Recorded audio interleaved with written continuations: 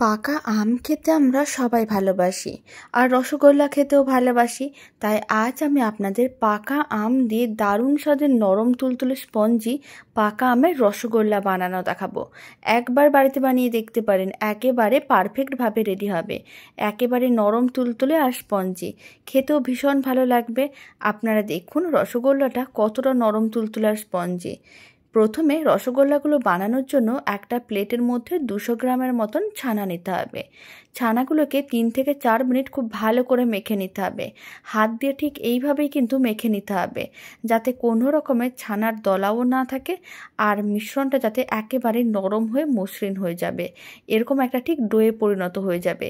যখন এই ছানার মিশ্রণটা বেশ নরম হয়ে যাবে, তখন এর মধ্যে দিয়ে দিতে হবে হাফ চামচের মতন ময়দা, আর দিতে হবে অল্প করে একটু ফুড কালার। মানে এখানে যেহেতু আমি পাকা আমের রসগোল্লা বানাবো, তাই 1 ফোঁটার মতন ফুড কালার দিলাম। আর আমি 1 চামচের মতন দিয়ে দিলাম ম্যাঙ্গো পাল্প। এখন সমস্ত কিছু একসঙ্গে ভালো করে মেখে নিতে হবে। এখানে একটা পাকা আমকে মিক্সির জারের মধ্যে নিয়ে তারপর খুব ভালো করে পেস্ট করে নিয়েছিলাম। সেখান থেকে 1 চামচের মতন মিশ্রণ দিয়ে ছানার মধ্যে ভালো করে মেখে নিয়েছিলাম। তারপরে কিন্তু ছানার মিশ্রণটা থেকে এরকমই মিডিয়াম সাইজের লেচি কেটে নিতে হবে। লেচিগুলোকে গোল বলের মতন করে বানিয়ে নিতে হবে। সমস্ত বলগুলো রেডি করা হয়ে গেছে। আর এদিকে একটা কড়াইকে গ্যাসের ওভেনের উপরে বসিয়ে দিয়েছি। কড়াইয়ের মধ্যে মেজারিং কাপের 1 কাপের মতন চিনি দিলাম। আর আমি দিয়ে দিচ্ছি ওই মেজারিং কাপের 3 কাপের মতন জল। যতটা চিনি তার 3 গুণ জল দিতে হবে। খুব ভালো করে চিনিগুলোকে মিশিয়ে নিতে হবে আর চিনিগুলো মেল্ট হওয়ার জন্য অপেক্ষা করতে হবে। এই সময় আমি বাকি যে আমের পাল্পটা আছে সেই আমের পাল্পটা দিয়ে দিচ্ছি।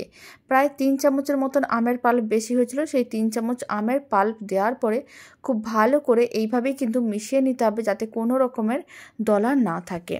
খুব ভালো করে মিশিয়ে নেওয়ার পরে চিনি শিরাটাকে ভালো করে ফুটিয়ে নিয়েছিলাম। এখন সমস্ত ছানার বলগুলোকে গরম চিনি শিরার মধ্যে দিয়ে দিতে হবে। আর বলগুলো দেওয়ার সময় ফ্লেমটা হাইতেই রাখতে হবে, নাহলে কিন্তু রসগোল্লাগুলো ভেঙে যেতে পারে।